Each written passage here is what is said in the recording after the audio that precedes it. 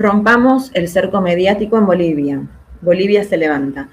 Hoy nos encontramos en un nuevo cadenazo de medios libres, justamente a más de un mes de las revueltas en Bolivia, en el Estado Plurinacional de Bolivia, y en esta oportunidad vamos a entrevistar a Adriana Guzmán Arroyo. Ella es integrante de la organización Feminismo Comunitario Antipatriarcal en el Estado Plurinacional de Bolivia. Es aymara, lesbiana y educadora popular. Te damos la bienvenida, Adriana. Gracias por tu tiempo y por estar del otro lado.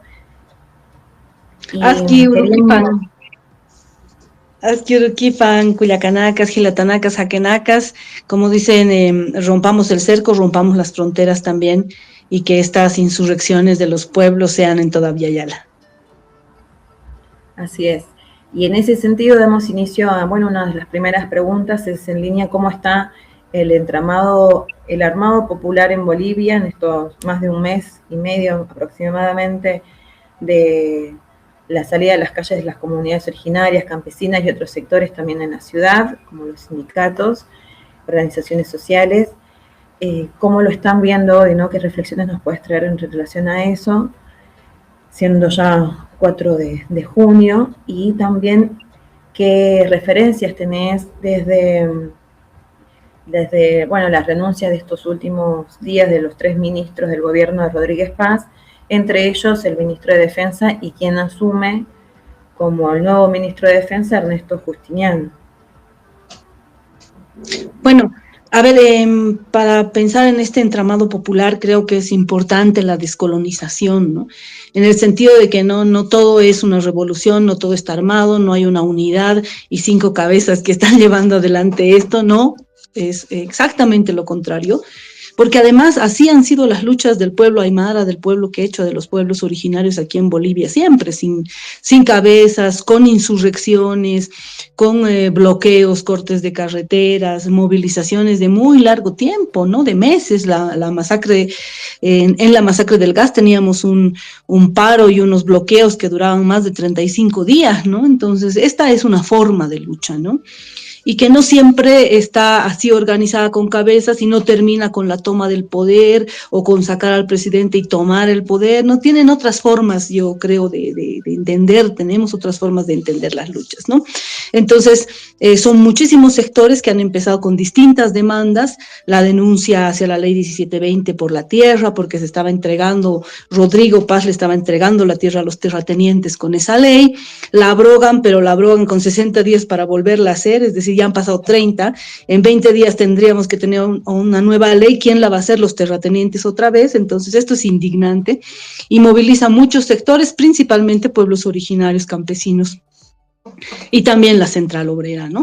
La Central Obrera tenía demandas específicas que tienen que ver con la ley del trabajo, con los derechos laborales, con el incremento salarial, el sector transporte y muchos sectores, incluso las feministas hemos denunciado el tema de la gasolina basura, cómo se han arruinado los motores, eso incrementa el costo de los alimentos, el costo del transporte, se han dañado los motores de los tractores y de otra maquinaria que se utiliza también para producir, para sembrar papa, para escarbar papa, maíz. Entonces todo se ve afectado, ¿no?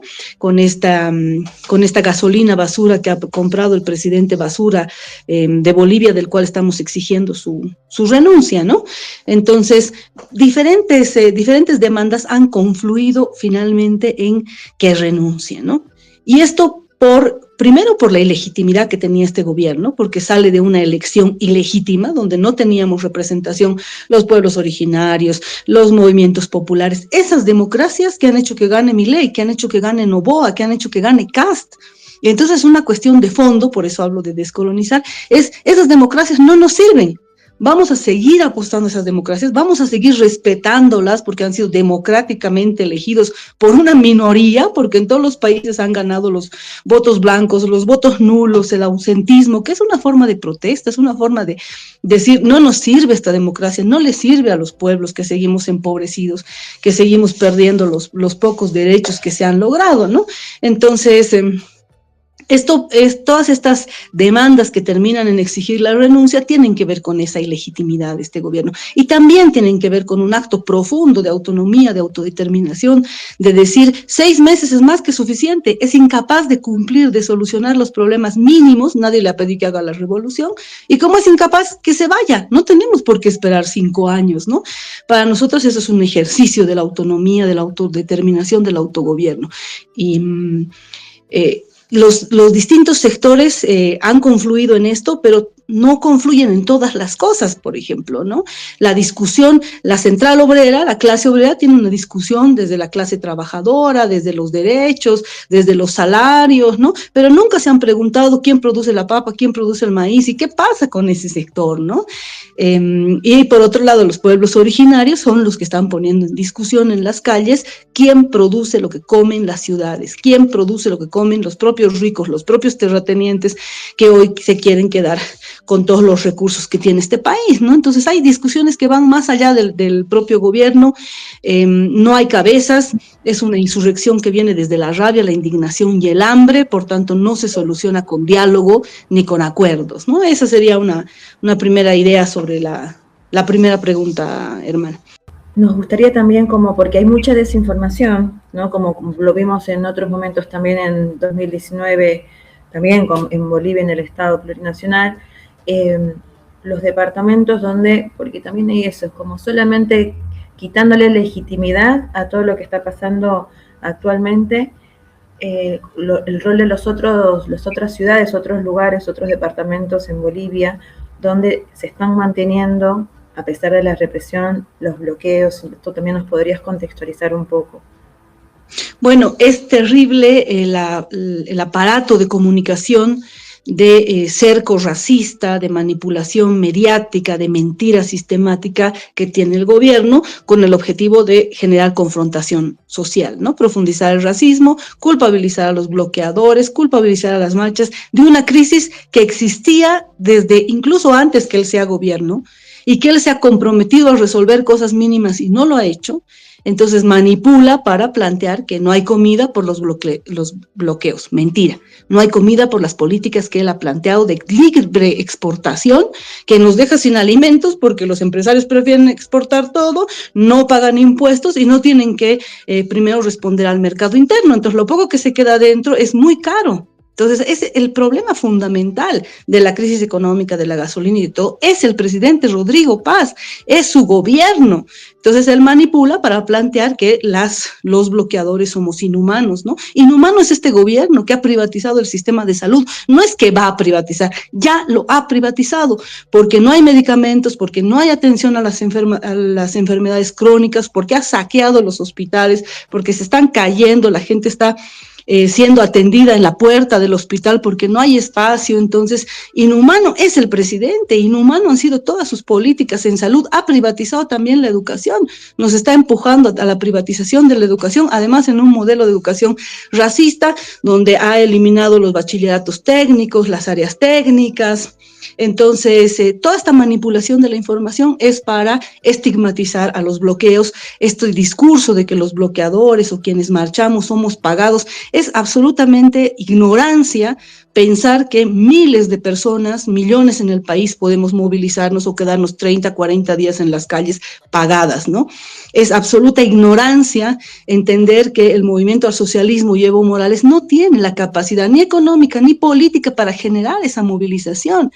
Y es absolutamente colonial y racista no mirar que nos movilizamos por hambre, ¿no? Es decir, la gente que está privilegiada y no tiene hambre, se le puede pasar por la cabeza que son movimientos pagados, ¿no?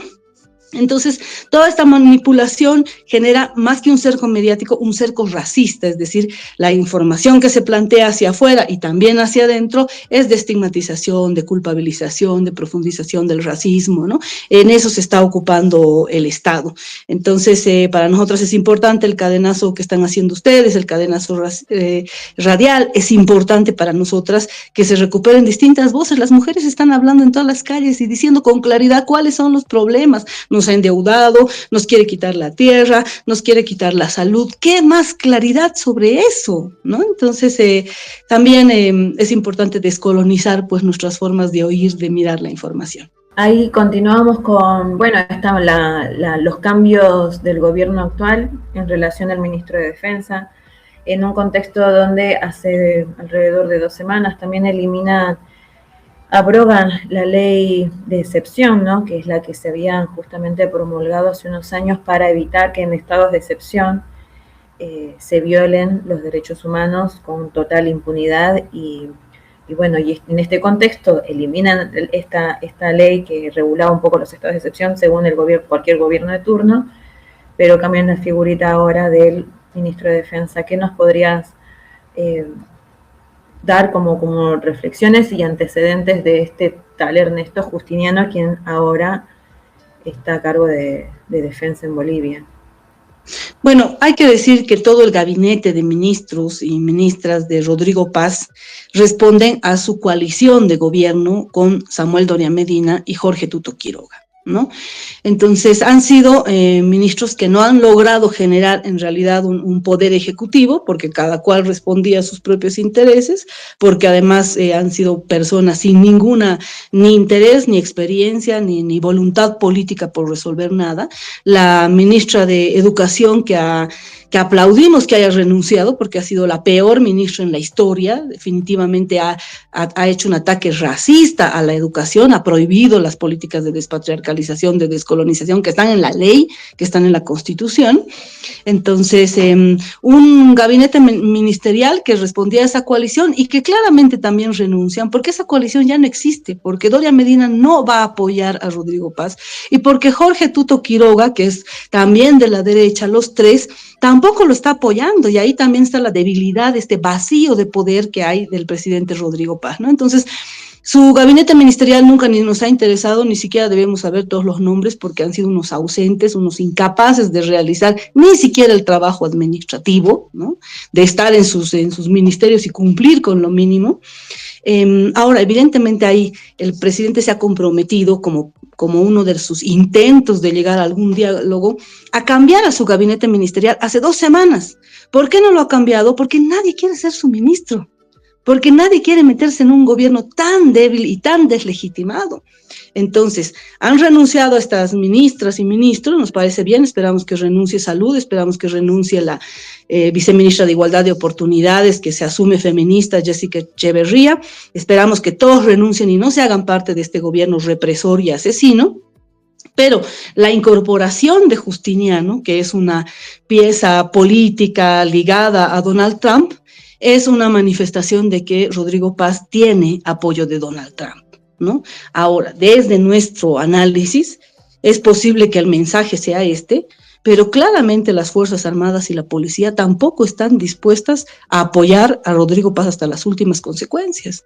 Entonces no tiene el poder político ni siquiera para llevar adelante un estado de excepción. Él no ha pedido que se abrogue la ley 1341.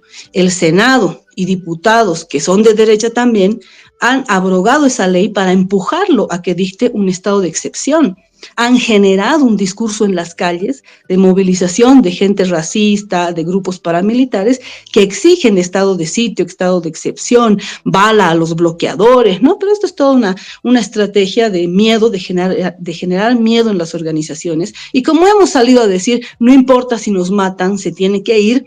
Entonces ellos también han retrocedido porque no tiene, para nosotros, no tiene el poder político ni siquiera para llevar adelante este estado de excepción, ¿no? Donald Trump está ligado a Justiniano, pero eso no quiere decir que lo vaya a apoyar, es decir, la derecha tampoco apoya proyectos fracasados y Rodrigo Paz es un proyecto fracasado.